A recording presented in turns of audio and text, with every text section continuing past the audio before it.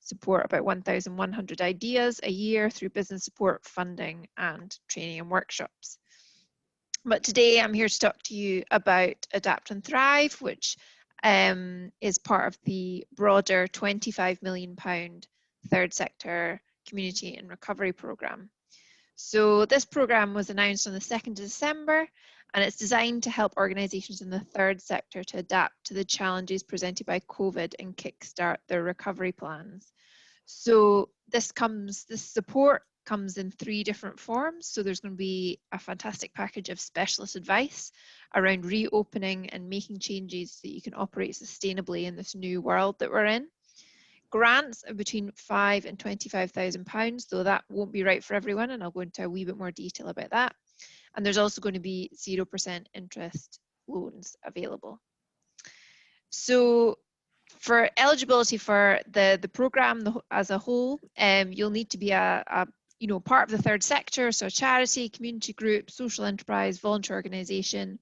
You'll need to be based in Scotland or deliver the majority of your operations in Scotland, and you'll have need to face significant disruption to your operations and delivery. So maybe you're delivering things online.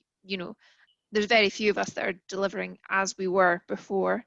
And you'll also need to be financially impacted in some respect by the impact of the pandemic and all the precautionary measures we've taken. In addition, you'll need to have been operational prior to COVID. So by that, we're talking about the 1st of January. So if you are if you have started something during coronavirus and have been doing some great work in your community, that's amazing, but there'll be other support available for you if you haven't been trading since before last year.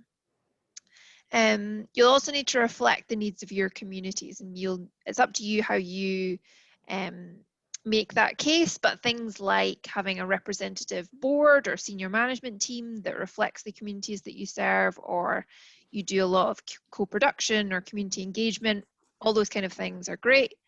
You'll need to have a plan in place.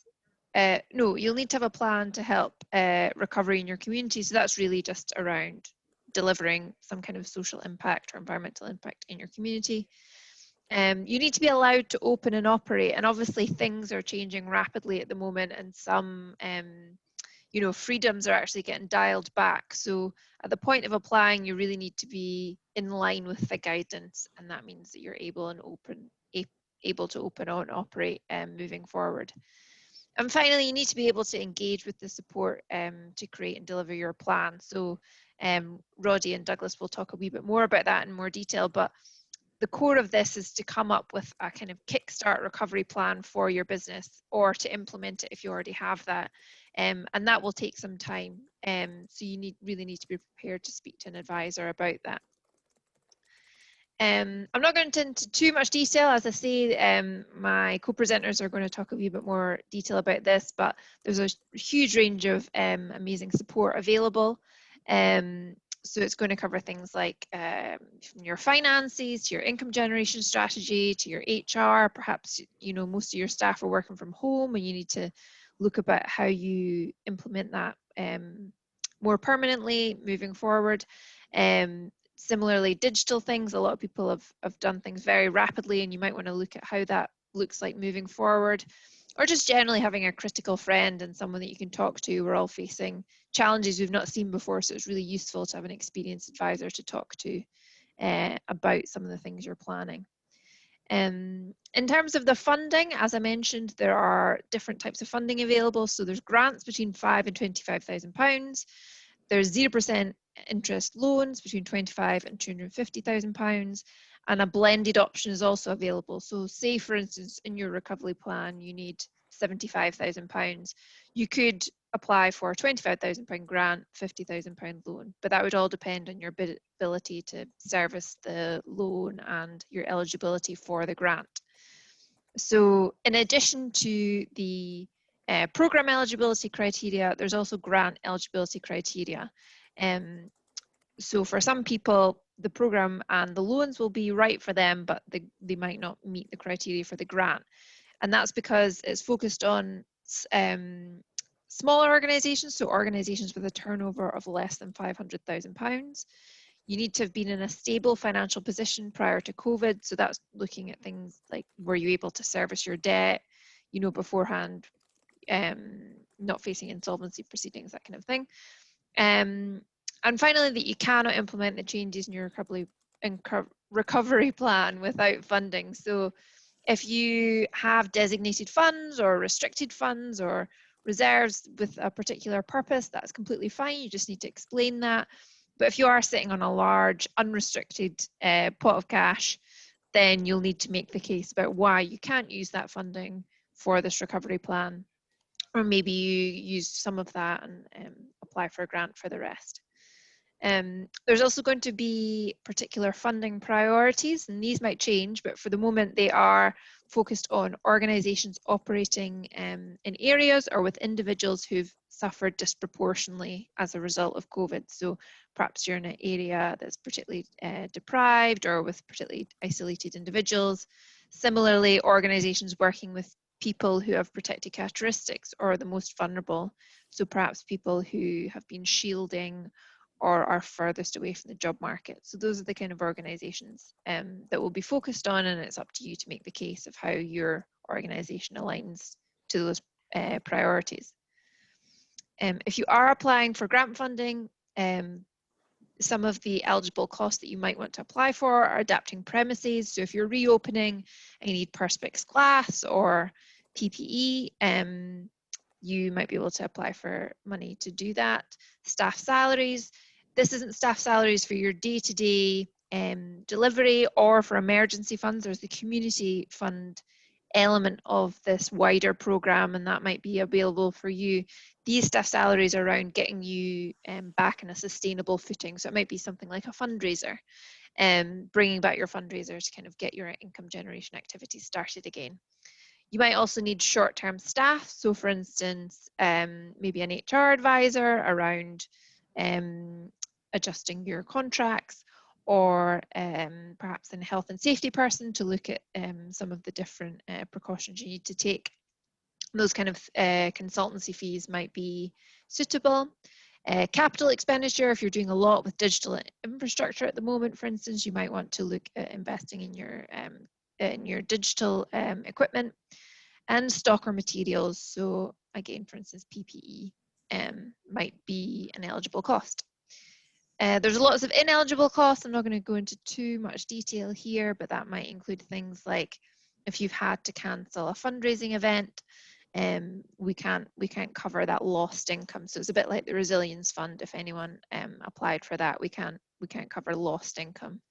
Again, staff associated with day-to-day service delivery wouldn't be eligible. Retrospective costs, historical debt, all these things are not quite right for the fund. But there'll be more details in the guidance notes. If you are interested in applying, it should be opening the week commencing the 21st of September, but it's not finalised yet, so keep your eyes open.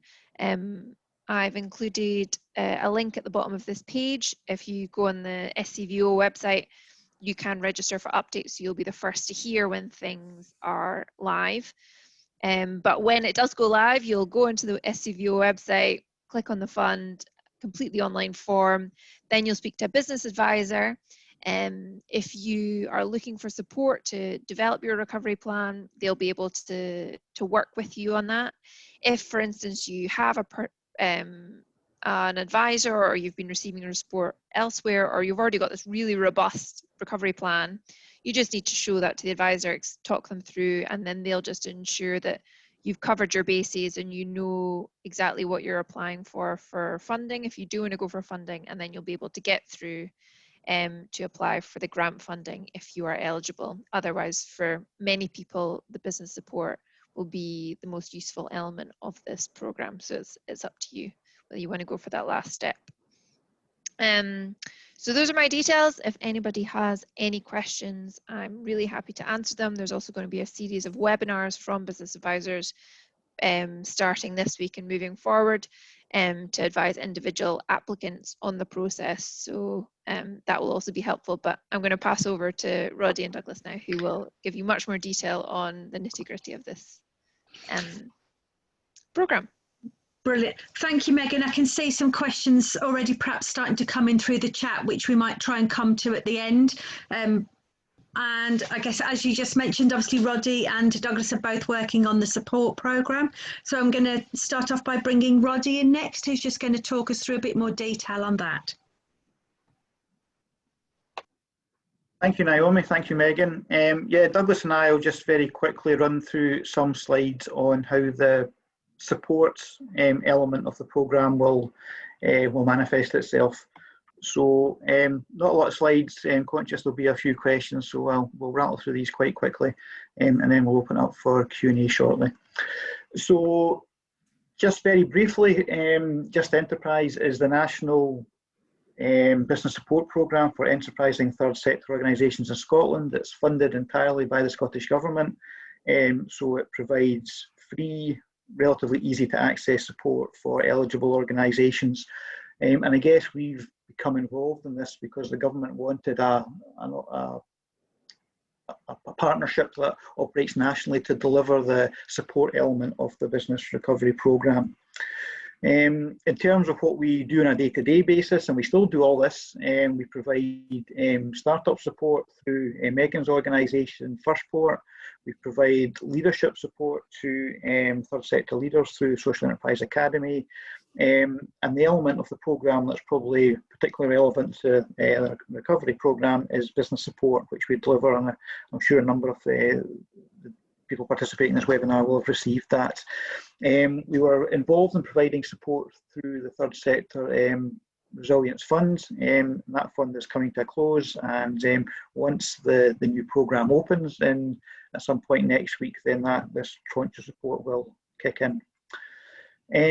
You can find out a little bit about our website, which hasn't been updated yet. It will be updated when the fund opens next week. But if you want to find out more about the support, you can click on the button there, second from the left, which currently says, I've had a significant loss of trading income from COVID-19. That will be refreshed, and it will say something along the lines of, I want to find out more about business support through the recovery programme, or Adapt and Thrive, this is currently branded.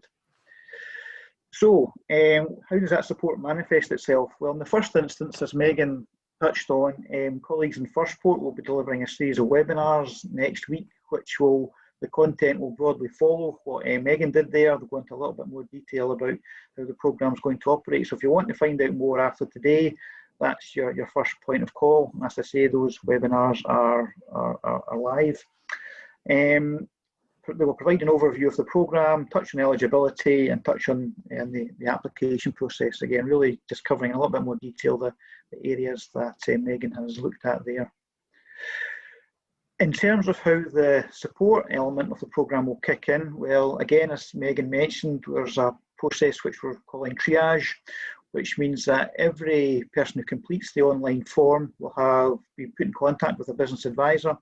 That advisor will very quickly have a look at the contents of that online form, the documents that they've uploaded, and again, it's a quite light touch at this stage, but they will get in touch with any recommendations they believe that would help you with, one, access support, or two, proceed towards funding if that's the route you want to go. It's important to say that they're only recommendations, and that if an advisor says that they think you're okay to go forward to apply for funding, that is not a guarantee that you'll get funding, that the assessment process is quite different. But what may happen at that stage is that the advisor might say, well, okay, actually you might need to beef up your plan, maybe you're a little bit weak on resourcing, or maybe want to really think a little bit more about your financial projections. And again, if the applicant is happy to do so, because again, there's no mandatory element to what the advisor suggests, then you can access a number of days of business support to help refine your plan or address whatever shortcomings that have been identified. That's free to access. It will be done quite quickly. Obviously, there's a degree of urgency to the programme.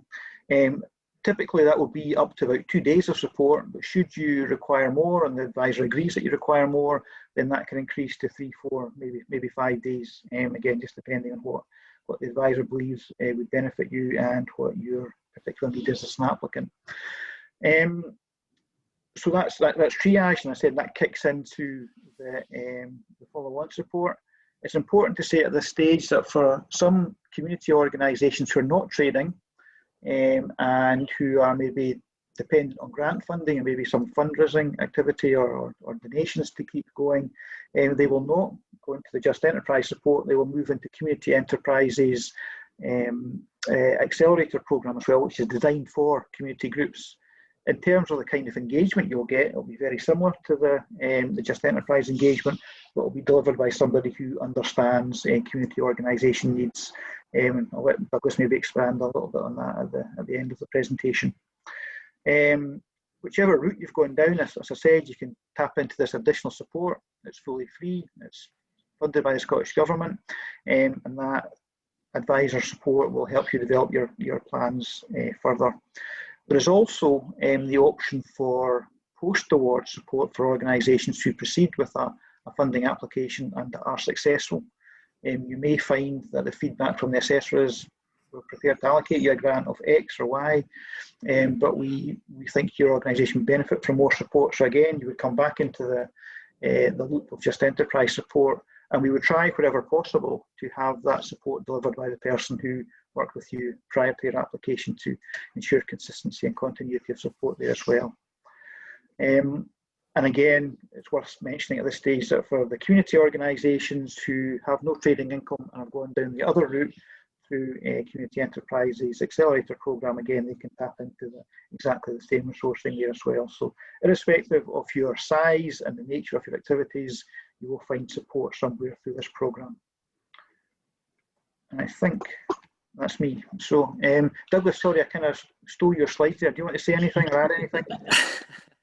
No, that's fine. I mean, I think it's probably good that Roddy stole my slides, because there is some real consistency there. The support that people will get is really very similar. It's about recovery plans. I think what Accelerate does is acknowledge that some organisations aren't trading, or a long way away from trading, and probably aren't able to trade. So sustainability means something different for them. And it's maybe around fundraising or donations or all sorts of different potential tools.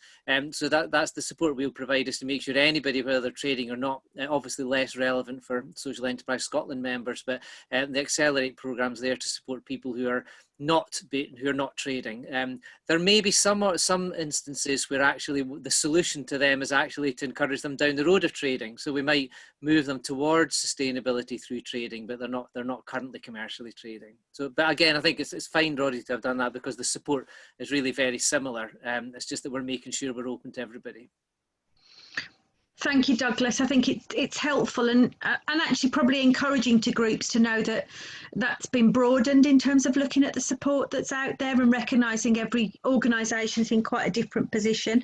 A couple of questions have started coming through, so I was going to open up to questions, and if any have got any coming through, I'm always aware when I'm here as the questioner that I know to some degree the design of these programmes isn't just down to 3 people on our screen. So we're here to present on what has come about after quite a process, I think, in terms of gathering opinion. So there's always going to be questions that you may not be able to answer, but I'm going to pose them anyway because people are asking. And if it's not in your remit, then just say, because I'm conscious this has been a programme that's been pulled together by, as I say, more than just the 3 people on this screen. So it's tough dealing with every organisation's needs. So perhaps one of the first questions is asking about, I think, Megan, in your slide you talked about people needed an income of less than 500,000. Does that mean, is there anything else coming, do we know, for people that have a turnover of more than 500k? Is it that, and the question in my mind is it that, because I look at it from the loan finance perspective, so obviously if you're looking to take on loan finance, you generally be of a higher turnover. But is it simply that the line is you still have to have an income of less than 500k to come in through this fund?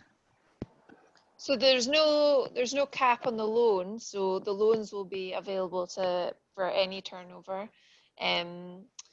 I don't believe that the communities fund element has a cap that of 500,000. Roddy and Douglas, keep me right.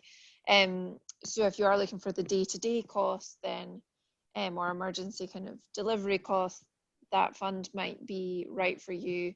Again, if you're looking for advice, you might want to engage with the income generation, advice available through this program, and they might be able to signpost you to some other more appropriate funds. I don't know at the moment which other funds exist, but the business advisors will be the best placed people to advise you on that. No, thank you, Megan. I think that's where the link with the business support can be really critical, in terms of they'll be really up to date with what all the different funding packages are that's available, and can help steer you in that direction. I had a question on the business support, if it's all right if I ask that, which is, I think people in the social enterprise sector are quite used to the Just Enterprise model, and obviously community enterprise has always been part of the Just Enterprise consortium anyway. It's not that we're all separate, we all work together anyway. Will people still come through in terms of an application? Do they decide whether they're going to get advice from the Just Enterprise advisors or from community enterprise, or is that determined through the triage process, and then you're pointed towards the right organisation for you? Do you want to take that one, Douglas? Yeah, there's a fairly clever algorithm that basically, if you tick a box saying that you're trading, you get immediately directed towards Just Enterprise, and people who aren't trading get directed towards Accelerate. And then, as Roddy and I working very closely together, if people end up in the wrong place, or we'll be talking to each other all the time in terms of cross-referring back and forward. So there'll be a fairly simple just division of people depending on which box they tick in their application form, but we'll be working pretty closely. We're speaking every day, so we'll be working pretty closely to make sure people end up in the right place. No, thank you, Douglas. I just think sometimes people need to know whether they're the decision maker or it's made for them, or trying to understand. But I think that's why I was trying to point out that obviously community enterprise has always been an integral part of the Just Enterprise consortium. So you're used to working together, and hopefully that will mean it's seamless from the applicant's perspective. I am coming back to just this, you'll have seen it come up in the questions, just this thing about the over 500k mark again. So the note that was just on the slides about having the turnover of less than £500,000, that was specific to people coming in for the grant element of this particular recovery programme. That's correct. The nod. Yeah, correct. And the communities fund element you mentioned is something that's separate. Yeah, it's separate, and the final messaging and guidelines aren't yet out on that, so I wouldn't want to speculate, but I don't believe it's got the cap. Okay, thank you, Megan. I know it was there was a little bit of confusion. I thought it was easier to just bring up again and try and get that clear that's out there. So hopefully that has answered the question. There's a couple of bits just coming in, and people always ask the questions about money, but we have targeted this, I guess, and I'd remind people it's about a programme overall, not just the finance, but the finance is the biggest issue for most organisations at the moment. So someone's asking, will they be able to apply then to the Adapt and Thrive Fund and also the Communities Fund that's been mentioned? So, or is it a case of either or do we not know that yet? You should be able to apply for the one that is closest to you. You should be able to apply for both, but you should really think about which one is most relevant to your needs. Okay. It strikes me, if I was a group on the ground, I'd be thinking the best way to know that was probably to sign up for the business support to get the best signposting. Would that seem reasonable? I think there will be a lot of guidance published via SCVO's website as well, which hopefully will steer organisations to what the most appropriate fund as well.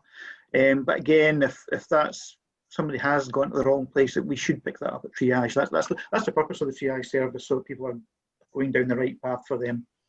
Okay, thank you, Roddy, because it is hard, and I know organisations are stretched at the moment in terms of resources and quick decision making. So I can see there's some quite specific questions coming in that are particular to an individual organisation, and I'm I'm probably going to leave those, if the panelists have got any immediate responses to those, to go direct rather than bring them up as individuals, because I'm always conscious of not exposing something I shouldn't be in terms of answers to questions in specific circumstances.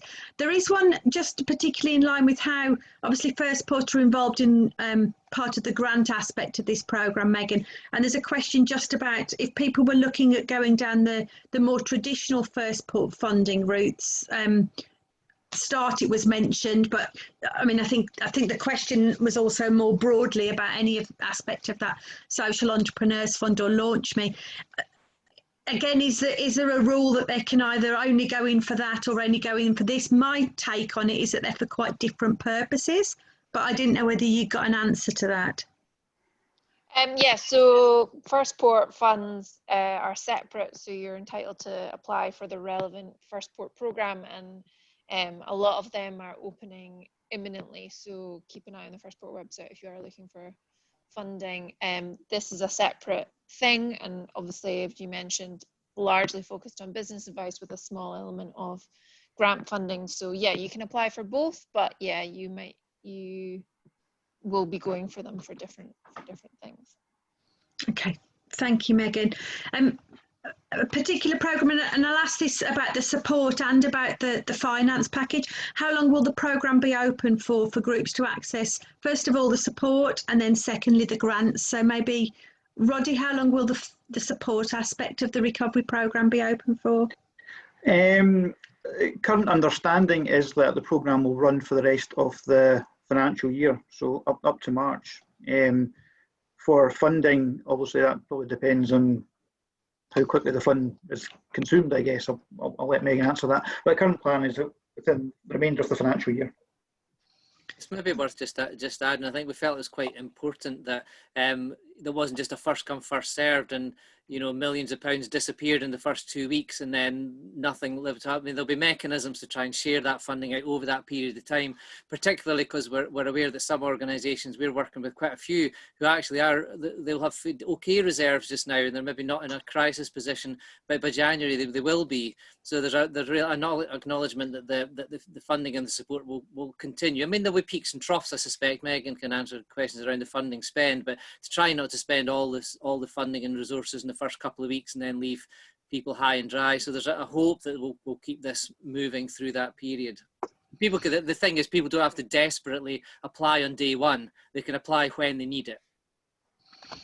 Thank you, Douglas. I mean, I know there'll be some groups who feel very desperate immediately, and like you say, there'll be some who maybe at the moment they have got the reserves, but the longer this situation goes on for, that could change. You led nicely into one of my other questions, though, which was about kind of typical timescales. So in terms of timescale, perhaps from making an application to award of funding, what do you anticipate that timescale would be? And I'd probably say, what's the timescale that also includes support around that, not just the funding application? Excuse me, well, in terms of the support side, I mean, you should be contacted by a triage advisor. Excuse me. A triage advisor within 3 days of completing the online form. After that, it kind of depends what path you go down. I mean, if once you've had that dialogue with the triage advisor and you want to tap into additional support, then that will be scheduled quite quickly. But clearly, if your ultimate goal is to go for the funding, then the support comes before the final application goes into the funding as well. So it kind of, I'm being a bit vague here, but it depends on which path you go down. In terms of how quickly, once your application has been made for funding, how quickly you'll hear back, I'm not quite sure about that. 21 days. There we go. So, thank you, Megan. So, thank you. Well, that was a direct answer to the question, 21 days. So, I mean, I would assume hopefully less, but that'll be our max. And assuming that obviously everything's been answered as it should be, would be the other caveat I'd always put on that, having been in a funder's position before. You need all the information in the form to be completed to meet the timescales as well. There's a particular question just around the loan fund. So who's managing the loan fund? What would be the loan and grant split? And what are the repayment terms like in terms of length of time? That will be Social Investment Scotland. They're managing them, and they have a very comprehensive FAQs page. I'm not sure if it's live yet. If the guys might be able to provide more information, I can try and dig out the link and I can share it in the chat. But they will, on the SCVO website, there will be a link to Social Investment Scotland's page on this, and they will have all the details there. Thank you. I mean, the SCVO site's been really useful, I think, for many groups getting up-to-date information. And I think you mentioned, Roddy, people can, if you register for the support and you register for the updates, I think someone said you get that update coming through as well. But the SCVO site's really valuable, and I'd encourage people to keep an eye on that. I'm just flicking through any of my questions. So in case any of you missed the question about will the slides be shared, I'm hopeful that, assuming all of my panelists are okay and I can share slides, and I will get those out to you. So put your email into the chat if you want me to send out a copy of the slides. And I'm just looking through some of the other questions. There is, of course, a plea that it's kept as simple as possible for groups on the ground. And it's tough, I think. We've all been adapting and changing and coming up with new funds and support programs very quickly as the crisis goes on. Is that another question? No, that was another request for slides.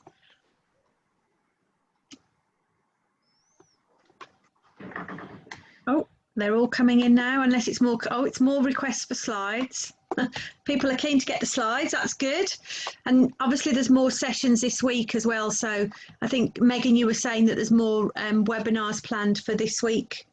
Yeah, we're going to push the button when the comms go live for the whole programme, so that's communities and recovery. So we're just waiting to get the final crossing the I's and dots the T's. But as I say, if you go onto the SCVO website, you can sign up to be the first to hear when things go live, so you're not having to go keep checking, and then from there everything will be up on the website, including the details of the webinars.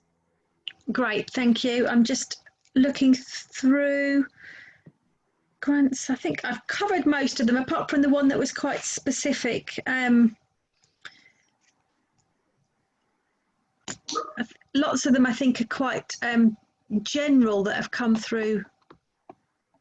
Naomi, I'm wondering if there's just one point that a couple of folk have raised about keeping things simple, and I suppose it's just to reassure people that we've been meeting very, very, very regularly. And one of the, I mean, I'm not on the funding side of things, but I mean, it's been the common view, and every single time we've met, I've been trying to keep it as simple as humanly possible, understanding that this is not trying to catch people out, it's trying to get money out to the right place in the sector. So they're talking about the technical issues, the lack of repetition of questions, you know, those kind of things. There's been a real effort to do that. So just to reassure people, I'm sure it won't be absolutely perfect. There'll be comments, I'm sure, but I mean, there's been a big effort among the fundraising side of things, particularly to keep it really simple and straightforward.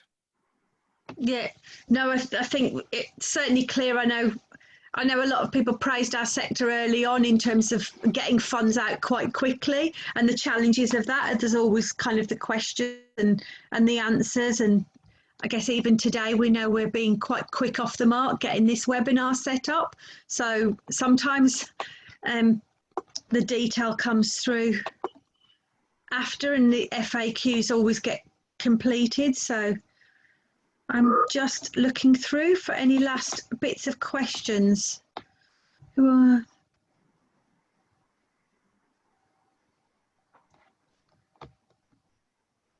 I guess it's to pick up on comments again, is, you know, some people are still talking that organisations are still responding and actually feel like recovery is quite a way off for them. And again, I think that's certainly been some of the conversations I know we've been part of, in terms of trying to understand at what point do you start talking about recovery when we know the situation's still quite immediate for lots of people, and that's why we're still trying to get money out the door, I guess, and support out there to help people through the current situation. I think that's a lot of what the support's there for. Roddy and Douglas, is my sense. I think that's right. I mean, I think I'll let Roddy chip in a sec, but I mean, I think it's looking at, I mean, Megan, I'm not really aware of it so much with the Resilience Fund, but the applications to the Resilience Fund really tailed off the last few weeks, which and they were promoted quite a lot, and we certainly promoted them through our. So it would indicate not at all that people aren't in crisis or struggling, because we know lots of people that are, but that real crisis is not quite as strong as it was. So there is a definite move in the sector towards recovery and realignment and things like that. Sorry, Roddy, I don't get to chip in there. No, that's fine, Douglas. I've not really got much to add to what you said. I think you've captured it pretty correctly. I mean, we don't so much see applications to the Resilience Fund, but we see applications for resilience support. Yeah. And as Douglas said, I mean, in the last week, I think I've had one, whereas 4 or 5 months ago it was dozens every day. Yeah, I guess keep asking. If you need the support out there, keep asking, you know, and keep talking. I know there's lots of support organisations out there. Obviously, Social Enterprise Scotland are here, but I know Scott are there listening and taking views, and we're all trying to feed these back in as well. So lots of support out there for organisations. I can't see any particular questions coming in on the fund. I can. One's just popped in. If you've already had Third Sector Resilience Fund, can you come back in for the Recovery Fund? So how does that process work? Yes.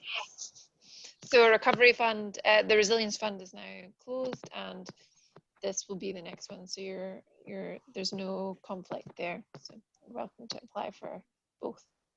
Okay, thank you. It's quite nice when the questions are easily to be answered in a yes, no, or a number of days, isn't it? Yes. Oh, I can see another. So it's a question about the recovery plan document that was mentioned. So, you know, what is required in the recovery plan document, and what other documents are required? So, Roddy, I'm just thinking in terms of the recovery plan, given you're doing some of the support, or Douglas, what do you envisage that covering, and what's the kind of specific help that the support element of this programme will give people in helping people come up with that recovery plan? It will be, the intention behind the recovery plan is that it's not a 50-page business plan. It should be a relatively short document, 10 pages max probably, and it would cover, and I should have had these in front of me before I spoke, but all the things you'd expect: governance, impact of COVID on your organisation, a summary of what your planned activities are, a financial statement, governance of the organisation, just to make sure that everything's okay there. So there's about 8 or 9 headings. There is no template, but there's a number of headings we'd expect organisations to complete. Please, if I miss something important out there, Douglas, please jump in there. But that's it. It's not a weighty tomb. It's a short and snappy plan. I think the crucial thing for people to know is that it's absolutely not a tick box exercise to get access to the funding. It's a deliberate tool to support people in their recovery. You know, it's a process to really help people to think through where they are, what challenges they're facing, and some of the things they might be able to, it might be opportunities for them. So it's people going away with that should be going away with a tool to really help them. It's, you know, it's not something to say, it shouldn't be a pain, it should be a benefit to people. Hopefully that's the plan anyway. And the headings for that will be covered in the guidance as well. Yeah. Thank you. No, I think that's really helpful, and you know, I guess points that sense of the support, and like you say, it's not just a tick box. It's really trying to give you a tool that maybe you can then use with your own staff or your own board, and to really understand kind of how you approach a particular situation. It's looking like the questions are tailing off, so we will close the session. So if you have got any particular questions that you want to post, do put them in now. So there's a couple just come in. There always is when I threaten to close the webinar. It's what happens. Someone goes, oh, I was hoping someone else would ask that. I guess it's a question coming back to this 500k number again.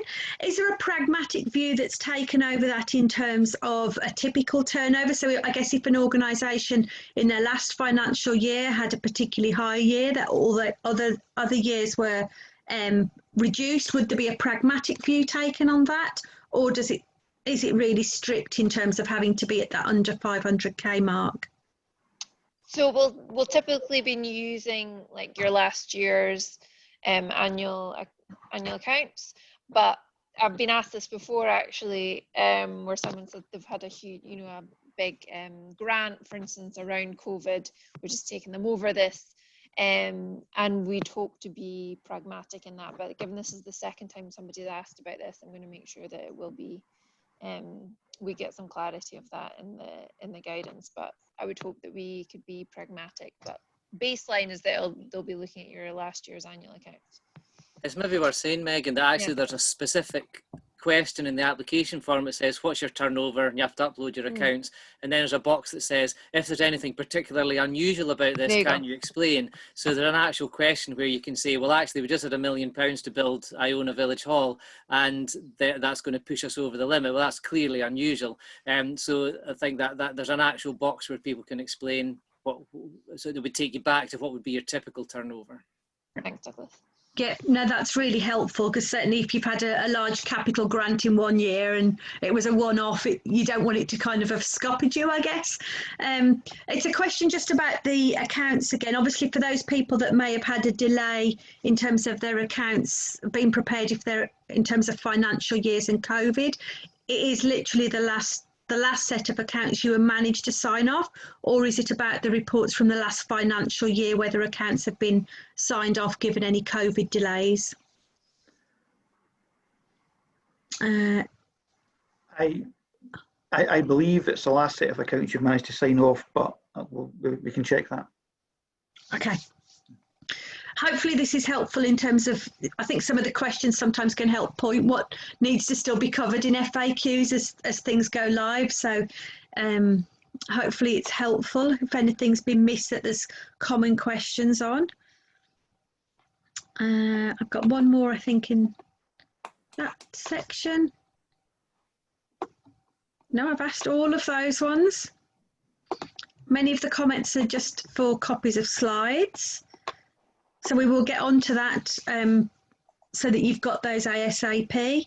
And I think I have covered all of the questions that have come through so far. Somebody asked about the January cut-off. I think the January cut-off is that if you've been trading, if you've only started trading since January, i.e. you've started during COVID time, this isn't the right fund for you. We're looking for people that were kind of trading and established before COVID hit. So as I say, if you're a relatively new organisation set up this year, then there's probably other funds like the Firstport startup funds for you. This is for established organisations that have been hit by COVID. No, thank you for picking up on that one that I'd missed. I remember it now. There's been a lot that's come in since. I guess it's just that question has come back in just about accounts. So I guess at the point when the FAQs go in, and Roddy, you perhaps pointed about the question about whether it's the last set of signed off accounts or financial years, that some people are saying that obviously their accounts that were last signed off might be quite different to the financial year that passed. So I think it's that sense of there being a pragmatic view that's taken on that. But the question I guess we looked at was when there might have been something that was exceptional that stood out. I guess it could also have gone the other way, where your last set of accounts was quite high but not exceptional and things have changed. So I guess it comes back to that pragmatic and that sense of timing and making a case in an application form. Would that be fair, Megan? Yep. I mean, my sense whenever I look at funders is if you're having to make yourself really fit a funding profile to get the most out of it, question what you're spending the most focused bit of your time on in terms of, and I think that's where the business support and advice will really come in terms of helping you identify which is the right set of finance package you should be going for, whether it's the recovery fund or whether it's the community fund, or keeping a sense of what all those different bits of funding packages are. So there's a few just comments coming in just about that accounts question, but they're comments and I'm going to leave them there so that there's a chance for people, if they've got any particular comments they want to put in, that I guess this program's about to launch and is ready to go, and it's been based on feedback that's already happened. But I know as a representative organisation, we're always trying to make sure that we're understanding what it's still like for groups on the ground. So do feed comments back in. We'll be taking a note of those. And I can't see any more questions coming in.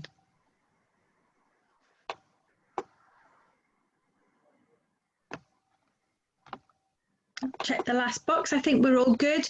Any just final comments before we close off today's session?